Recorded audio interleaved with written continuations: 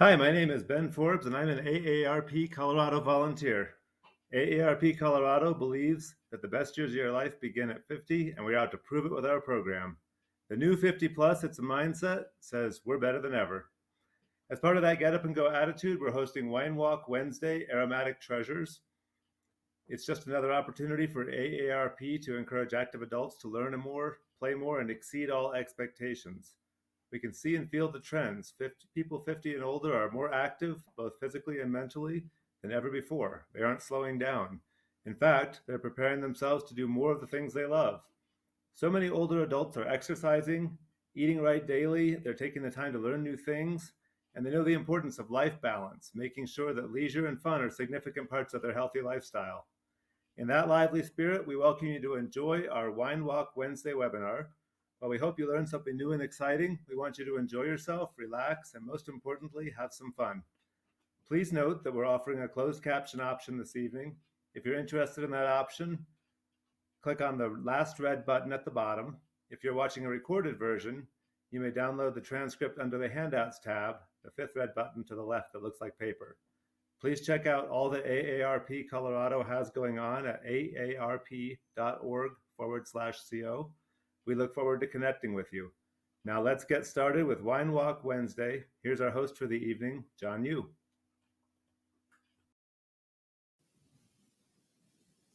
Welcome, everybody, to Wine Walk Wednesday's Aromatic Treasures. Thank you so much, Ben, for the introduction, and welcome all aboard. We have everybody from across the country, which is so exciting.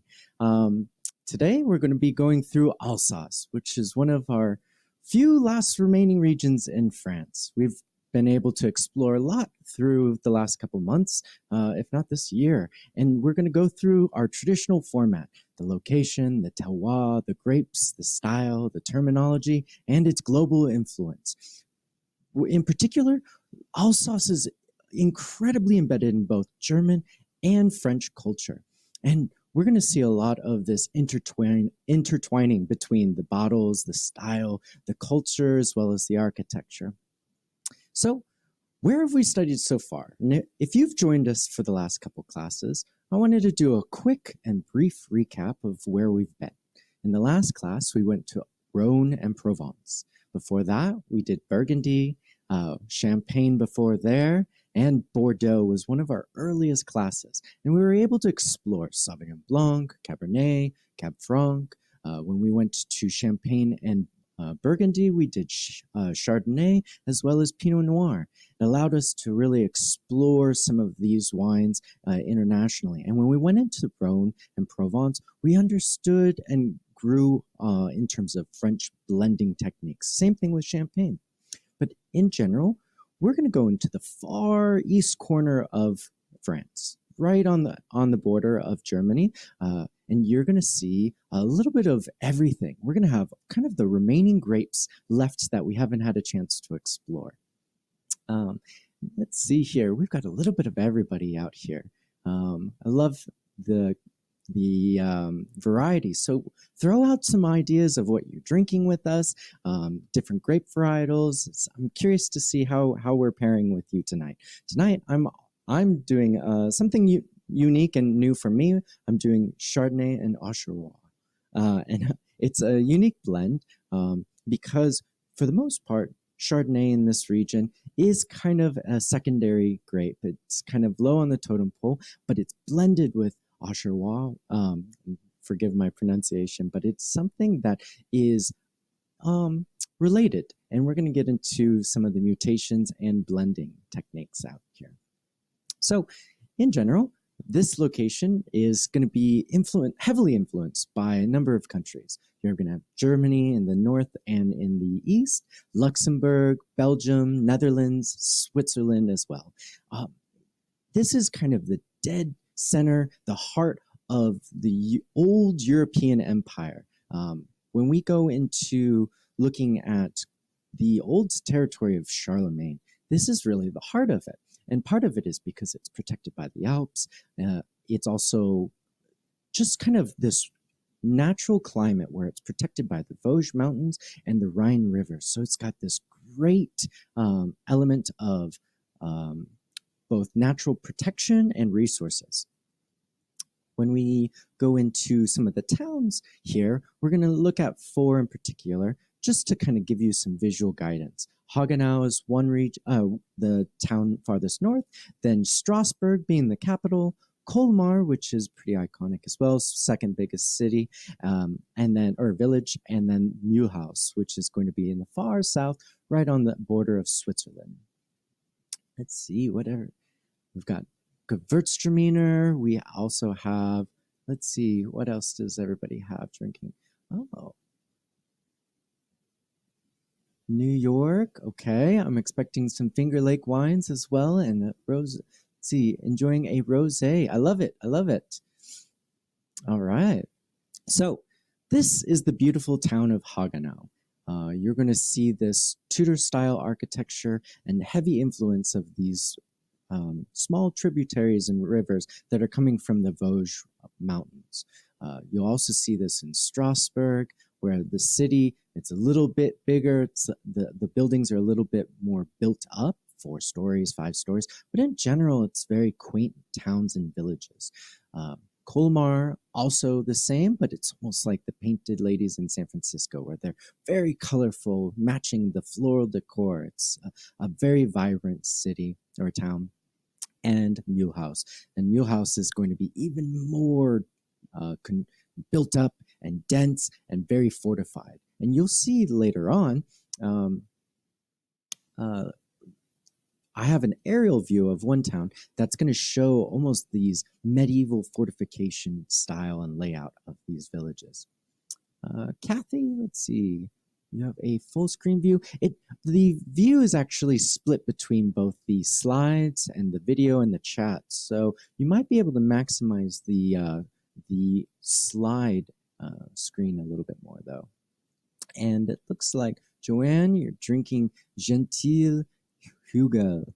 So you're drinking a blend. Excellent. And it's very awesome that you're doing that, because sometimes they're a little hard to find Gentil wines from this region. I know I have a hard time, but that blending technique is something that it is identified on the label. For the most part, this region in Alsace is single varietal. So we're going to go back into location and kind of explore this area. So on the west side, we're going to have the Vosges Mountain. And the Vosges is almost like this giant mountain range that is the perfect condition for collecting water and also protecting this region from the harsh Atlantic extremes. Right on the opposite side, you're going to have Chablis and Champagne, which are known for this cold weather, extreme temperature. This area here is actually so protected that it's actually very dry in humidity, and it's also much warmer for ripening. So it acts a little bit more like German winemaking regions. But right across the river of you have the Ile, which all these little tributaries trickle into. Then that is also a bigger tributary into the Rhine River, which creates the border across from the Baden region, winemaking region in Germany, and Pfalz in the north.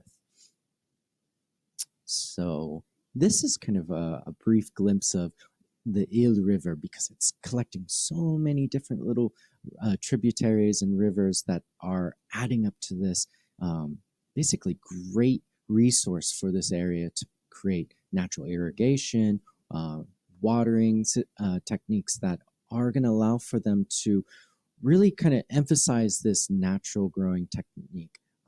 They aren't going to manipulate the wine or the grapes. They're not doing different irrigation systems. They're going to actually allow for the wine to soak in and dig deep, so that way it hits the natural water table and allows for the wines to really struggle a little bit more. But again, it's a warm growing climate, and so it allows for these wines and grapes to actually grow much faster too. So in the Ile, where is it? So it starts off far, far, far south. The Rhine River even starts in the region of Jura, or the Jura Mountains, which is right on the Rhone Alps in the kind kind of the southeast area of France. And as it goes up, it starts collecting all of these different tributaries. But this particular region, actually, you see all the little rivers here actually add a lot.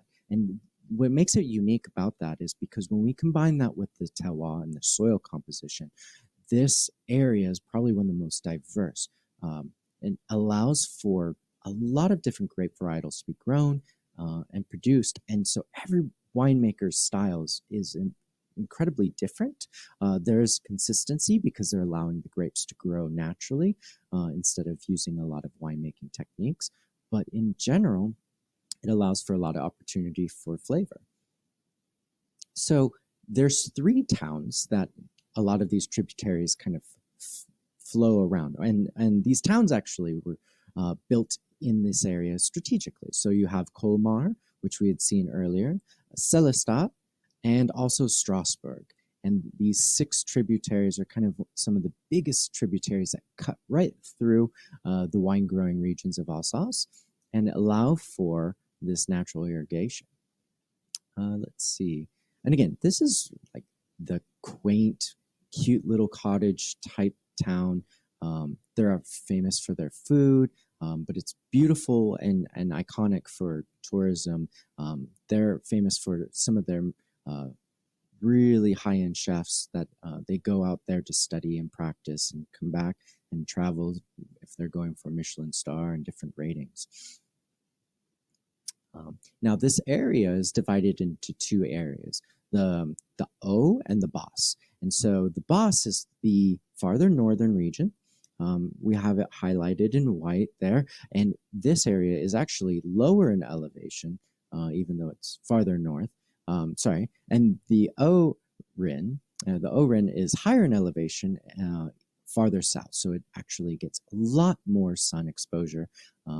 But in general, you have this gradual inclination as you go farther south.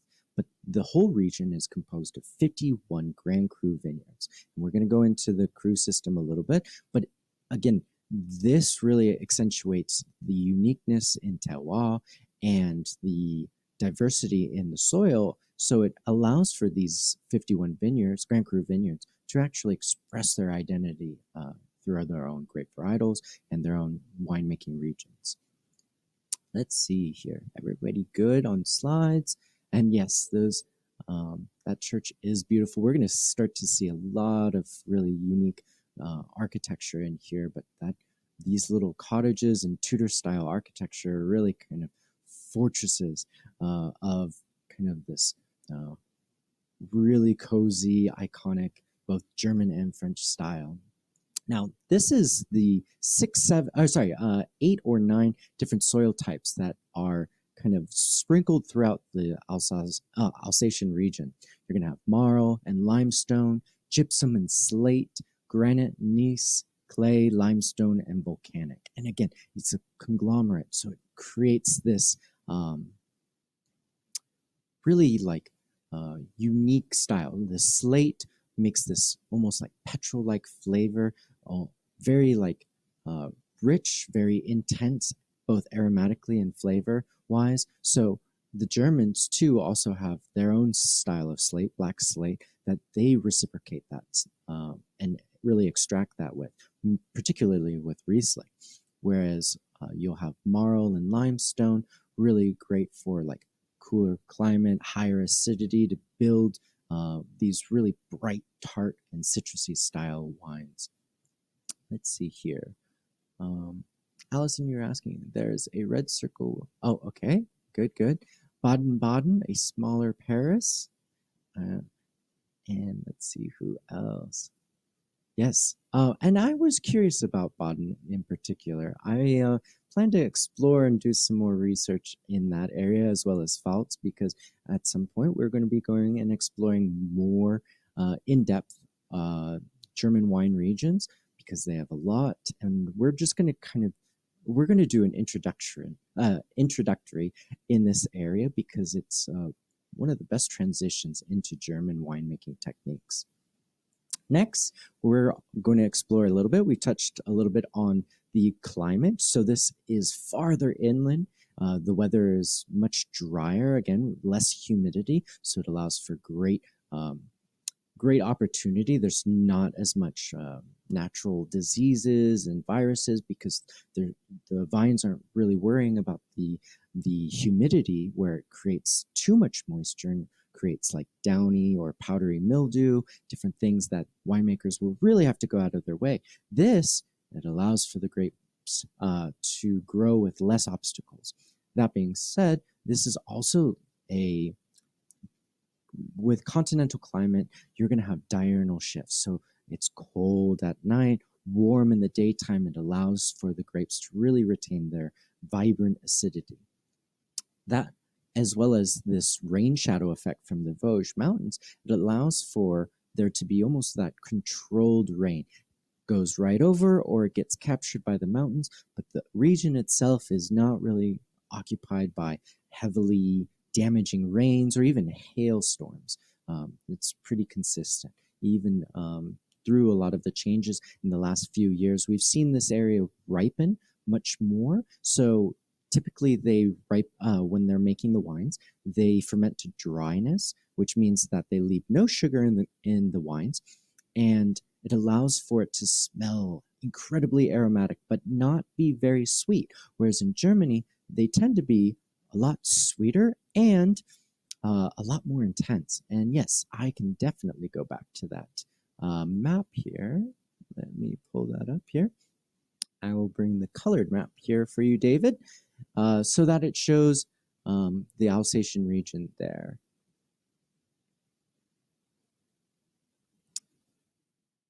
So, and David, let me know if you have any questions too about this region.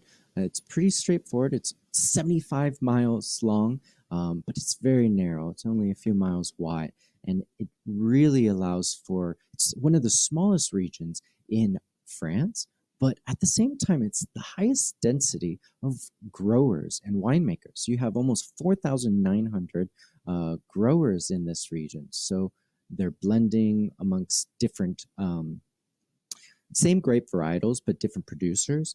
But it also allows for a lot of different expressions of these grapes. Riesling can be 6 different styles. So we're going to go back here and really show you some of the vineyards here. So this is Colmar, and notice how that town, so quaint, really embedded in the vineyards. And across that hillside is much more dense vegetation. This is kind of the opposite side that is not really, how would you say it? This is not really prone to better grape and vineyard growing. And so they're really isolating where the vineyards are best placed. Even closer to the vineyard or village is fine, but notice how the rows are alternating and rotating in each little plot. And so they're going to harvest unique to each area and potentially different grape varietals because you might have different soil types within each plot. Let's see here. So in total, you're going to have, let's see, looks like they've added a couple, but in you have Riesling, Pinot Blanc, Gewurztraminer, Pinot Gris, Pinot Noir, and Muscat. And this is listed in terms of greatest acreage, most grown, but to least grown. Now, the additional grapes are extras that are used in blends, and we're going to go into the different styles of, or the different opportunities. Chardonnay in particular, though, is only allowed to be used in the Cremant d'Alsace, which is their sparkling. I do have a bottle, an example that I'm drinking now that is Chardonnay and Auxerrois.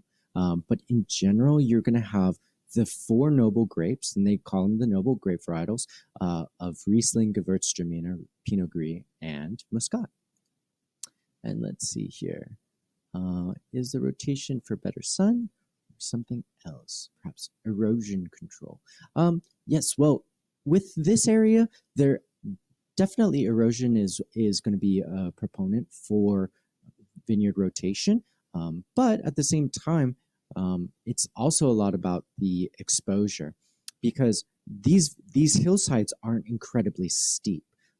We've had much more intense. Burgundy is a great example, where the hillside, there, and actually Rhone in particular, they're almost vertical in that intensity. Whereas this area is almost like rolling hills. And so erosion is going to be more to protect the longevity of the soil from mixing, because again, a lot of these areas are very diverse in soil composition. And so you don't want too much change. But for the most part, they're looking at the grape varietal and the soil, and how those two elements match each other, because they can always move the grapes throughout its time. We're going to start to see in the next couple of years Europe changing grape varietals and changing their laws to allow for warmer grapes.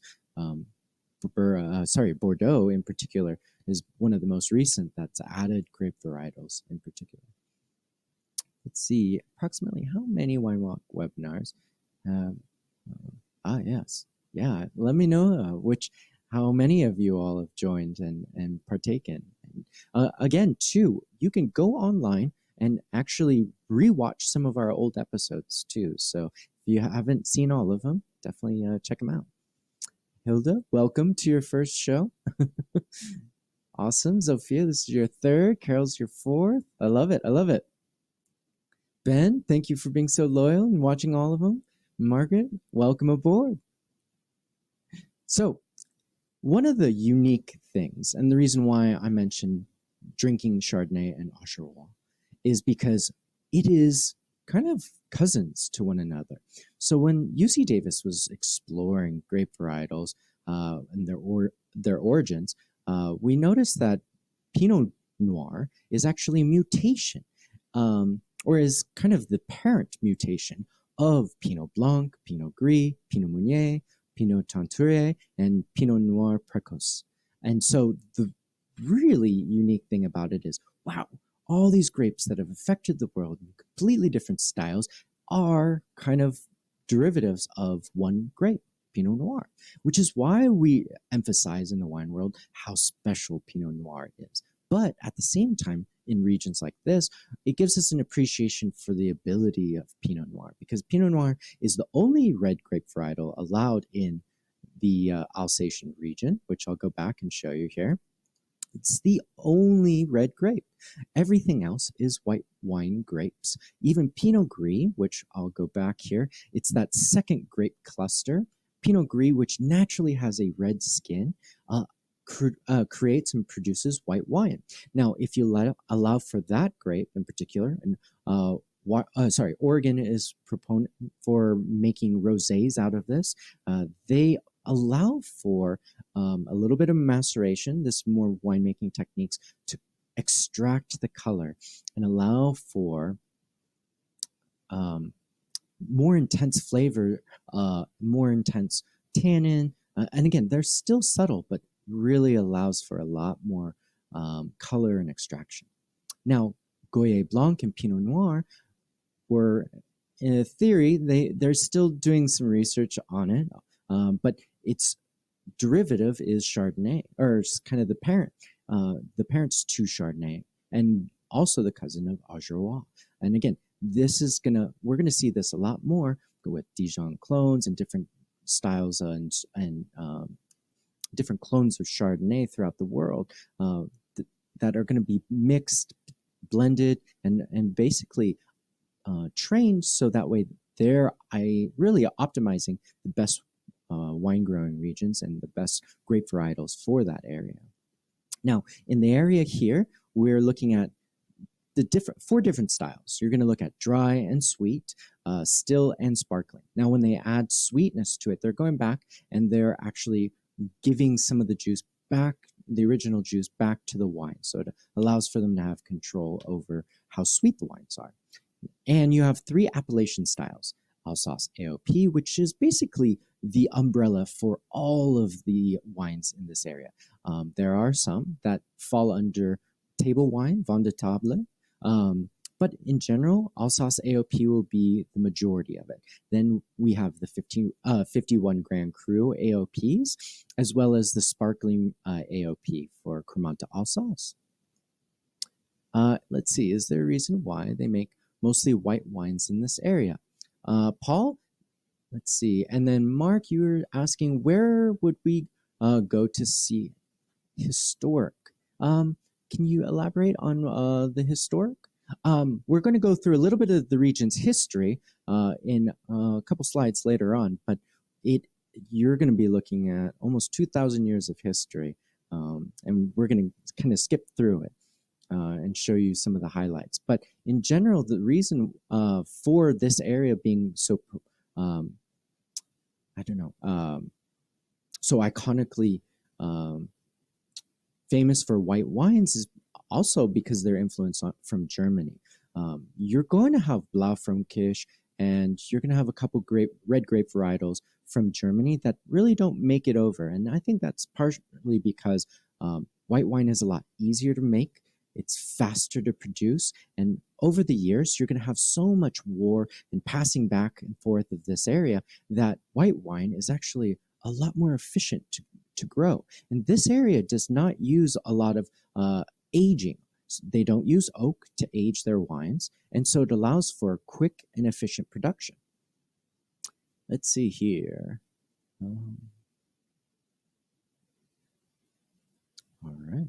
So we were mentioning that there's other ways to create, and yes, Ben, it is less aging. It's quicker because there's less aging.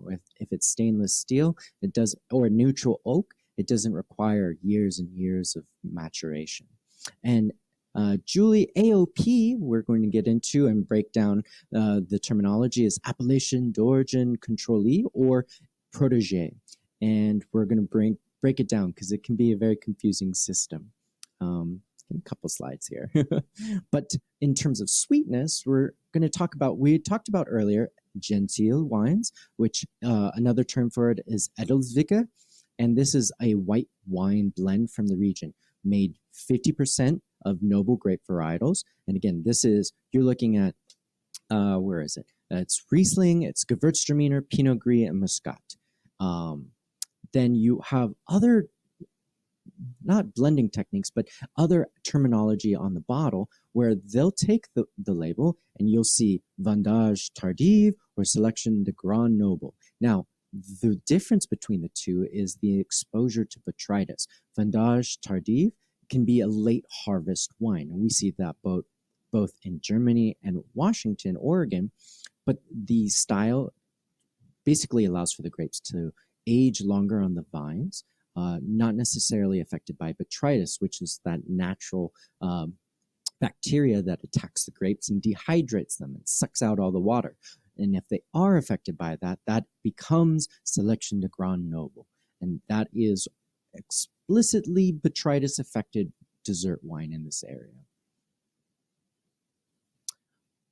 And I will connect a link for you, Jane, on past episodes here. Let's see. Oh, even better. All right. So the big confusion, too, in this area, as we go closer and closer to Germany, is sweet versus dry. We're going to see a lot of variations. You're going to see Riesling, Gewurztraminer, iconically going both sweet and dry. But at the same time, you're also going to see red grape varietals like Blaufränkisch and Pinot Noir that have the option to have a little bit more sweetness, which is something that we also don't see in other areas of the world.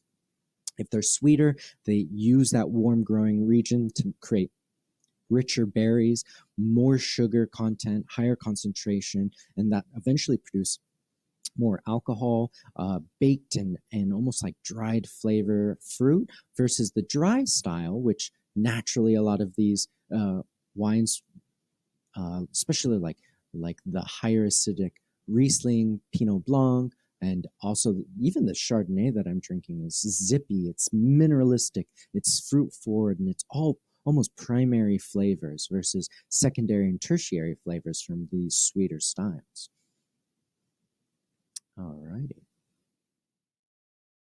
And I wanted to relate it to the German sweetness level.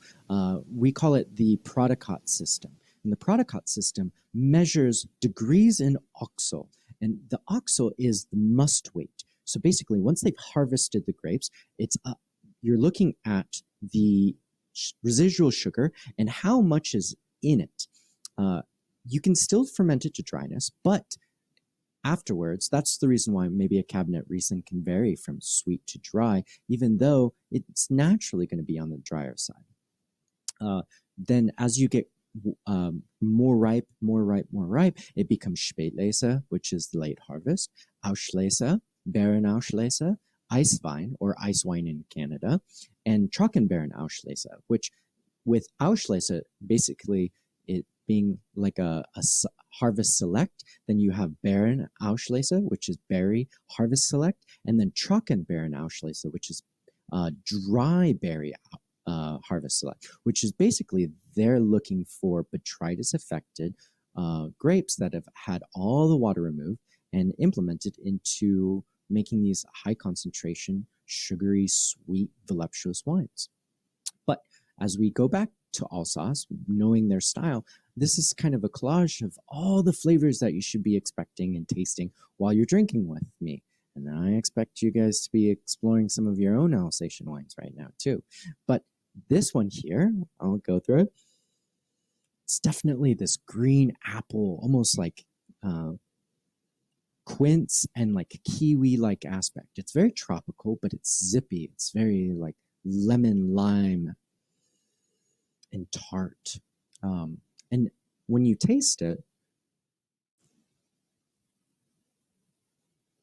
it has a rich mouthfeel. There's a good amount of residual sugar.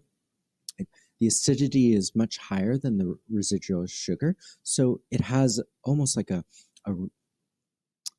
softness that's not coming from oak, but actually from the grape itself. And again, no oak usage, even on the red wines, which makes their Pinot Noirs almost like tart and cranberry-like on the palate.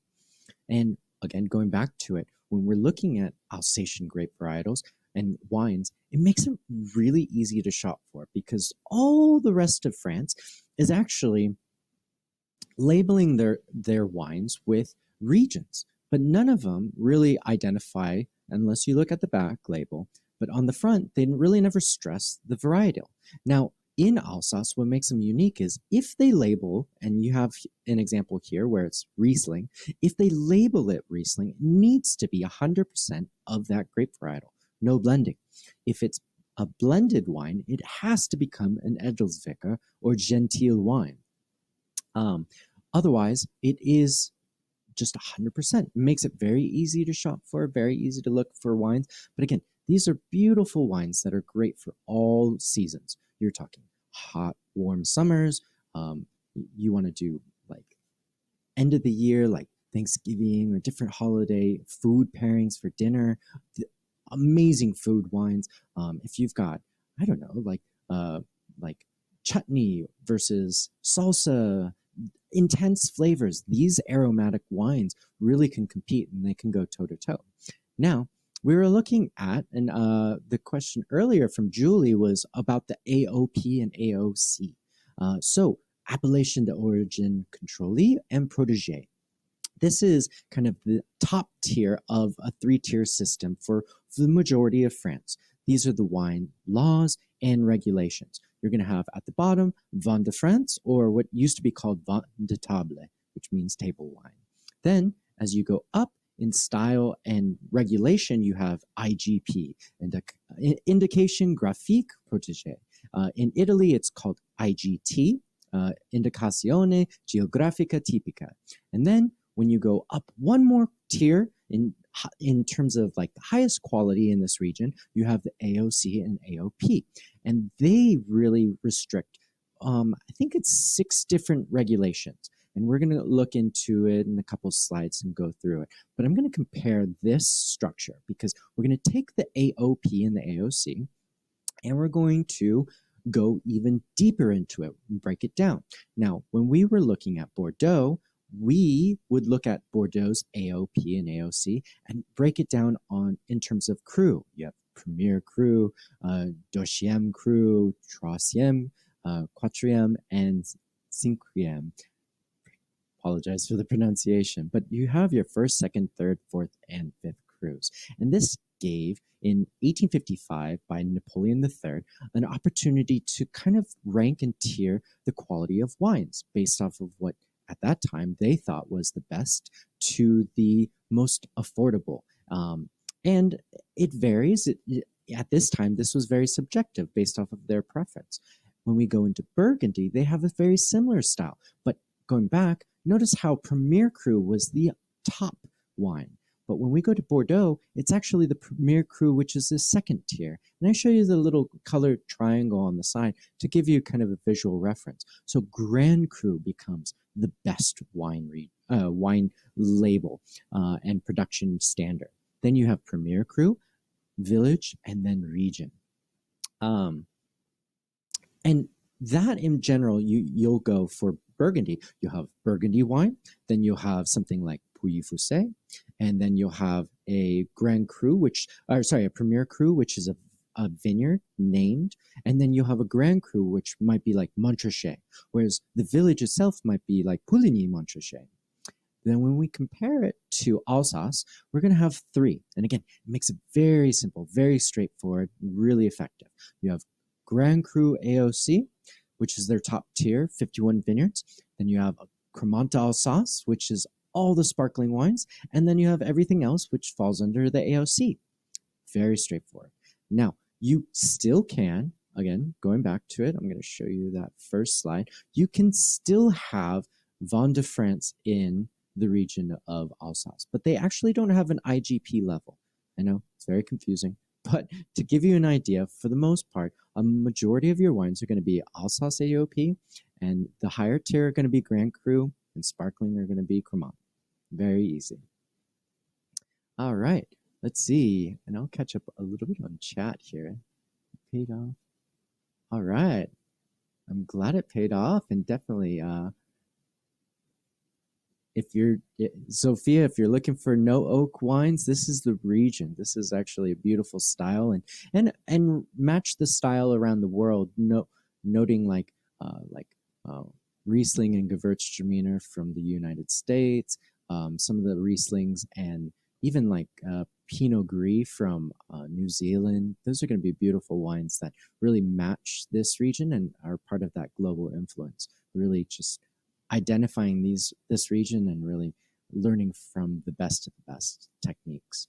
So if you're going through Riesling, and hopefully you're drinking some right now, some of you are going through it like Sophia is, notice and taste through it. We're going to zip through some of these tasting notes. Do you taste bright green? Are you looking at the hue and actually being able to see, like, mine is pretty golden in color. The Riesling in this area is going to be bright green. It's going to be zippy. So green apples, quince, peach, nectarine, jasmine, honey, and slate if it's got more secondary or more like extracted flavors. These areas that are influencing or that have gained influence from this region, Germany, which has worked in tandem with France, Australia, Austria, California, and Washington, all learning their style of Riesling from Alsace and Germany. Then you also have pairings, and I love to show some really cool food pairings. This is kind of their bundt cake of the region, Kugelhopf cake. Sometimes they garnish it or just use some powdered sugar. Other times they use like this, how would you say it? Almost like a rendered syrup with fruit, baked fruit. And so it becomes this very rich, almost treat to it. Now, if we go to Pinot Blanc, we're going to have more zippy acidity. We're going to have real intense minerality, stone. So like we were talking about with slate, although it's not going to be petrol-y, it's going to be more mineralistic. And then lemon zest, almond, peach, and pear for fruit. And the regions that basically gain their influence from this is Italy, which they call it Pinot Bianco in this area. Germany, which they call it Weissburgunder, Austria, as well as California. Sometimes it's used as a blending grape internationally, but it definitely goes amazingly with Munster cheese. And everyone's like, when I discovered this, I was like, wow, Munster cheese. Never really thought about where it comes from or where some of the origins are. But again, we in the United States brought it out to Wisconsin in the 1800s, and it was traditionally almost like a triple brie. It was a very soft cheese, but we started to age it and give it a little bit more oxidation, so it became a harder cheese. Great to slice, but in terms of melting, you're going to find a more iconic melting cheese out in Alsace. And that results in something called flammquiche, which is their tarte flambe, or with bacon, onions, and Munster cheese, which is one of their options.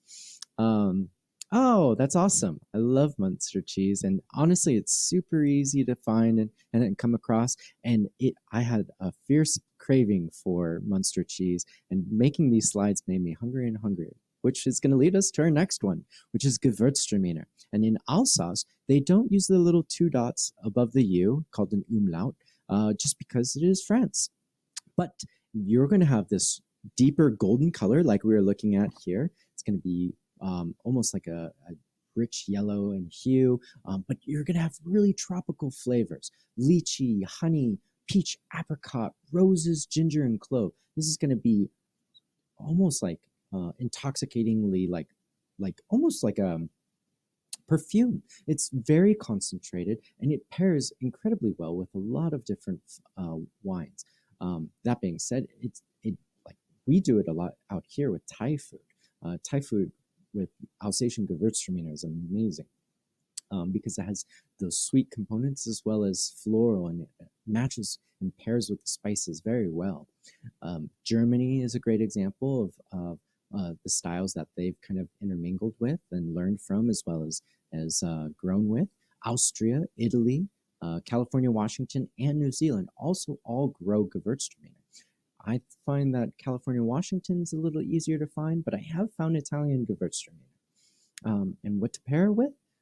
Bake Off, which is their Alsatian stew. And I started looking at this going, what is this? This is amazing. Because they take their stew and they render it. And when they bake it, it almost becomes this dry, concentrated pastry, because they add this like really fluffy crust on top, and just allows for it almost to be like a chicken pot pie. Really great complexity, but at the same time, spicy duck and goose is iconic in this region, with those rich, fatty flavors to kind of balance and pair with this minerality, acidity, fruit. And so it's this real combination of complexity in food. Let's see here, Sarah, you're saying Colorado Palisade peaches order should be arriving soon. All right. And we've been talking about Palisade wines as well as the fruit in that area that we definitely need to do a class for. But I'm telling you, we're going to get hungrier and hungrier here. And then pairing Riesling and Gewurztraminer with Asian food, I definitely agree with that. Hilda, that is a strong and almost always an amazing pairing. For me, a classic pairing, which brings us to Pinot Gris. I want to say this is one of my favorite grape varietals and styles of Pinot Gris in the world. Alsatian Pinot Gris just has a beautiful flavor, beautiful concentration, and you're going to see flavors that are a little lighter, not as intense like gold, but just pale yellow, and it's sometimes, if it has that maceration, it has a little bit of pink on the hue, almost on the rim variation, as well as the sweeter, almost stone fruit characters. So apricots, peaches, candied citrus, and then almonds. Sometimes almond, especially in Italy, has this almost like nutty bitterness to it. Honeysuckle, pineapple, if it's really warm, like California, and baked apples too. Then you also have different names. Everybody is always wondering, is it Pinot Gris? Is it Pinot Grigio? Well, in Italy, Grigio is their word for green, whereas in France, Gris is the word for green. Whereas we were looking at Blanc and Bianco for white, and you'll have a couple different styles that we'll encounter. Pinot Noir being the word for black, also being that, whereas I think it is in Germany, it's Blau. And then when we pair Pinot Gris, we're looking at something that's classic in this area. Let's see. These are perfect for foie gras, which is actually very famous in this region. It's one of the best producing regions for foie gras. They have a lot of geese, but they learned it through and through from Egypt, which is really interesting. And Strasbourg became the most famous for their quality. But you also have goose liver and duck liver, all sorts of creations. But this is actually really that nutty, sweet, fruity component from Pinot Gris really contributes to the richness of foie gras. So now Pinot Noir, very unique because again, no oak treatment. This is tart, tart, tart. They have a little bit of herbaceousness, and if it's older, it's going to have a little leathery component like you would get in Burgundy. But for the most part, you're going to get a lot of raspberries and cranberries, a little bit of violet, and again, this ruby hue and intense acidity. Oh, Ben, which one did you miss? Which food pairing did you miss? I can show you that as well. But with Pinot Noir, you get a lot of influence from that influence going out to Germany, California, Oregon, New Zealand, and Italy. And I would argue, even though, all right, no worries. I would argue that New Zealand has more of an iconic style to Alsace than it would Burgundy. Not just because of the fruit and the terroir, but the almost like the lack of oak. Their wines always have this beautiful freshness about it that with Burgundy, it's so earthy, it's so mushroomy. I find it to be a very uniquely different, and that it becomes a little bit more Alsatian in style. So again, what do we pair with it? Let's see, Laura. Oh yes, definitely. Okay, we've been talking about it for a little while now, so we're going to be doing some homework on Colorado wines. Who's in for that, huh? So, Alsatian Pinot Noir goes with Alsatian pretzels. What? Yeah, Alsatian version of pretzels. And with the combination of melted Munster cheese, they don't use things like heavy dipping cheese and melty cheese out here. This is going to be baked on. It's going to be mixed in with those jams that we were talking about earlier, almost like this richness and honey-like character. So what balances it is like tart and really fruit-forward red wine. Not something that I would normally do, but I've been craving a cheese pretzel for maybe 3 weeks now, and I'm going to find this Alsatian Pinot Noir to do it, this pairing with, because we all got to learn some new flavors. Let's see here. Central Otago. Yes, New Zealand, we're talking. And Cab Franc for their signature Grand Junction wine. Let's see. Wait, did somebody say pretzels? Oh, yes, absolutely. And Munster cheese with pretzels. I didn't even put those things together, and I'm really excited about this. And that little picture on the right there actually is rolled up slices of Munster for the holidays, which are wrapping around a pretzel stick for little witch brooms for Halloween. And I thought that was really cute and thought I'd share that with you because decorating with cheese, why not? So we've been talking about Alsace and Germany and going back and forth, and the labels are so complicated. I wanted to put two examples side by side just to show you some of the terminology and how much easier Alsace is. So when we look at Alsace on the left, we're going to see that sweet indication of Selection de Grand Noble. We're going to see the appellation that it's from, which is Alsace Grand Cru Contrôlé. When they say AOP or AOC, we usually remove the O, which means origin, and we replace it with the actual region that it's from. Then the grape varietal. Whereas when we go into Germany, it's going to be a conglomeration of different terminologies of the Erzwiger, which is the vineyard, Erzwig, the town that it's from. Würzgarten is the vineyard. Then Riesling Auslese, which is the grape varietal and the sweetness level upon harvesting. Then, even more deeper level, we're looking at Mosul, Sar, Ruar, which is the region, and it gets more complicated that I need another hour to teach you guys about. So, oh yes, mustard with pretzels, I'm down for that. So, keep going here. We've got a couple more. Italian Pinot Grigio and Italian Pinot Bianco versus Alsatian Pinot Gris and Alsatian Pinot Blanc. These two share this really unique style. So we'll go through Pinot Grigio because it was this nuttier flavor. It's underripe. It's almost like a little more oxidized. Has this concentrated lemon and honey-like aspect. Whereas it's bright, but it's not as zippy. It's almost like this really gentle wine. And it because it's gentle, it also shows the dry phenolics on the palate. Whereas Pinot Bianco also has this oxidized flavor, which allows for the nuttiness, the minerality, this beeswax-like character that makes it really good with food. It makes it where it's, I would say, like quaffable wine, but it's almost like it really craves something that's really soft. Like right off the bat, any sandwich I would eat right there. Like that's the wine of choice because I want the breadiness. I want a little bit of meat to go with and like pair with the bright fruit and the nuttiness, and then the minerality to kind of refresh my palate.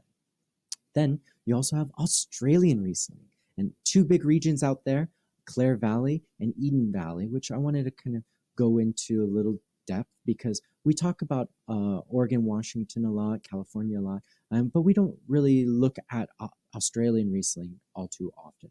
But they do make some amazing wines, and they're iconically citrusy, but they have more of a tropical flavor like guava, passion fruit. They do try to get that German style in respect, so you get that petrol slate-like aromatic. And then no worries, Ben.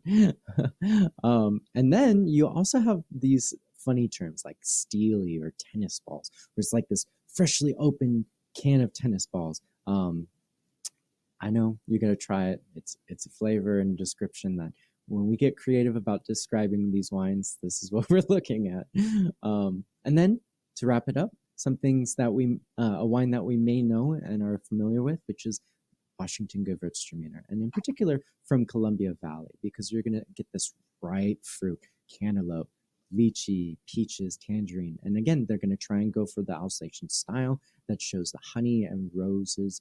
And it's very floral, almost like lychee in that respect. Roses and lychee, I always find that roses are a drier smell and aromatic compared to lychee, and something to try if you have some time.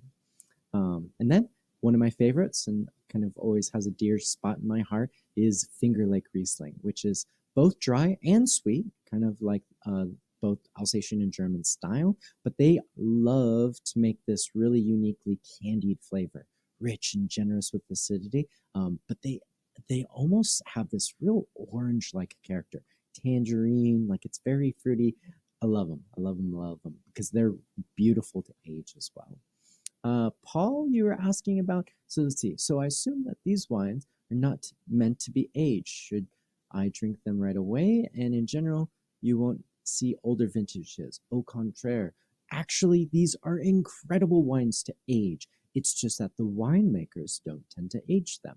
You, as a collector, would actually be encouraged to age them. And a lot of the times, you'll see them here. Let's see if you guys can get a closer look. You're actually going to get a screw cap. And other styles, the one that I opened today, actually had wax on top of the cork. So not only do you have the cork, you have a little seal of wax, so it prevents oxidation and allows for the wines to be designed for ageability. Really cool. Definitely something that I applaud, because the foresight in the style, it's going to create this really beautiful concentration and allow for some of these nuttier, more like richer tones. But because they have so much acidity to it, minerality, they're going to retain freshness. I'm talking like easy 10, 15 years. It's definitely worth experimenting with. So hopefully that answered your question, Paul. That being said, is German ice wine from the Alsace region. I would argue against that. I would actually say that vice versa, that the style is a little bit more influenced from Germany, because again, they aren't making heavy dessert wines in this region. Um, they are sweet, but they aren't looking at the concentration of it. It's basically, is it affected by botrytis or not? But they aren't really diving into the must wait degree called oxal, and measuring how sweet they are. Um, and then what is the ideal temperature for serving the wines? Um, that is a great question. So in general, let's see, I would look at serving it around 45 to 50. But if you want them to be a little bit more aromatic, go more in the 50s, because even though they're closer to room temperature, slightly chilled, try them. You can chill them again, but you're going to smell and taste a lot more when they're warmer. And in general, we do this with a lot of blind tasting, Margaret. When we taste white wines and red wines, if they're warm, you can really taste the composition of the wine, know if there's any flaws that, or like characteristics that you want to mute or that seem out of place. You chill it a little longer. And that way, that gives you full control over how to really taste your wine and drink your wine. Then we move on to kind of a brief synopsis of the Finger Lakes, Clare Valley, Columbia Valley, and Alsace. I wanted to show all 4 regions because that rolling hill, it's very gentle, it's very subtle.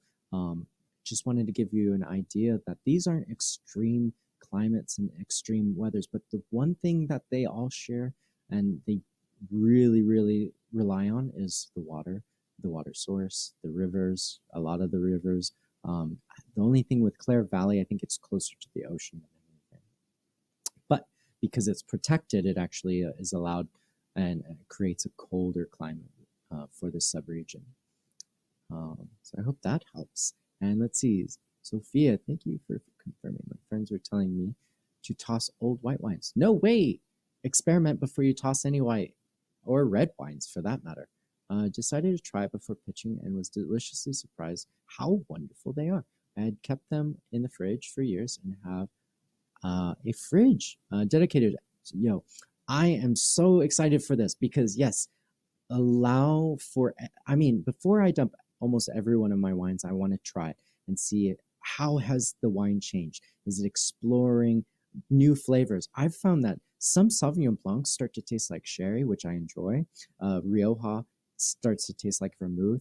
Explore, Zofia. Really see what the wines do because that will really tell you whether the wines are good or bad, but also how they change and mature over time. And that'll show you how the oxidation technique is. Because let's say 1 day's worth of aging might render a really rich and nuttier flavor. Well, that can also show you how it would do unopened for maybe 10 years. So hopefully that's some food for thought there. And yes, let's see. Please show the label of the bottle from which you are drinking. Oh, I think it's in the fridge. I will find it for you. It is Zin Umbrek. It's from Alsace. It's their blend, their Chardonnay blend. So then, and yes, absolutely, Pam. I appreciate it. So going on to our last one with our Alsatian puppies is, does anybody have any more questions? Because we have covered almost 70 slides of intense concentration of material, and I'm still looking for one of my maps here because we were going to show a little bit of the history, but I may have lost that slide. I think I did. So verbally, let's just go over it. So you have the old Roman Empire, which actually had some of the original foundations for Alsace, but passed back and forth. Then I think it was around the 800s. You had Charlemagne take over. I think it was from 700 to 800. He ruled that empire, and it basically the territory ranged from Germany, Luxembourg, Belgium, all of this area to France, even encroaching in on Spain. And so he divided his territory in, I think, three portions amongst his sons, and they took all the different regions. And so you had the Franks, you had the Alemannia, which are the Germans, and then you had this little divot, which became this area that everybody fought over. And so then it resulted in World War One, which they fought over this land. World War Two. You even had the Celtics in the 1500s trying to conquer this area. So there's this vast concentration of influence and both like cultural identity. I mean, we're talking about a lot of different styles that even every town has different caps and different fashions, different designs that really make this area unique. So let's see. All right. Thank you, Peter. And yes, yeah, definitely, Christina. I'm glad that you're enjoying it. And let's see, I've not had wines from this region. Definitely try them then. If you haven't had a chance and you aren't drinking some of the Alsatian wines with this, hopefully this gives you a little bit of a map to go through. Because again, these are not hard wines to navigate, and they're definitely easy to explore. Let's see, they were growing grapes during the entirety of history in this region. At least for the last 2,000 years, Mark, we're looking at probably native grape varietals in this area before the Romans came across this region. Because again, you're getting probably Riesling being most likely a native grape varietal. Gewurztraminer and Traminer, which is more from Germany. Traminer is kind of the parent of Gewurztraminer, being some of these natural grape varietals. And because it's such a corridor between France and Germany, it actually has propensity to be a big trade route. And so you're going to see a lot of these grape varietals kind of adopting in this area. Let's see, what else? There's so many. Maria, appreciate you. I'm glad you enjoyed the presentation. Let's see, Margaret, thank you. Really hope you guys all like get a chance to explore. And again, food pairing. If you've got any lunch and just grab some, you could do a sweet wine from this region and pie. You could do some tacos and some Pinot Blanc or Pinot Gris. Amazing opportunity. Experiment. And like Ben was saying, little experimentations are amazing. Try it with food for sure. And definitely try some Munster and pretzels. So I'm so glad you all enjoyed it. And I want to say thank you because you have all been incredibly engaging and really, really, really appreciate you exploring and inquiring about more about these wines because this is just the start. We've finally encompassed almost all the grape varietals of France, the major ones anyway. So now we're going to start exploring some more things. And I think what would be really cool is both Colorado as well as looking at wine and how it relates to the world.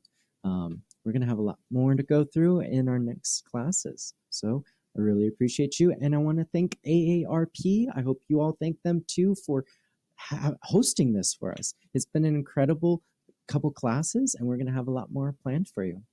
So thank you, thank you. And again, if you have any more questions, I'll stay on and type in some answers for you. But I hope you all have enjoyed, and I really appreciate you.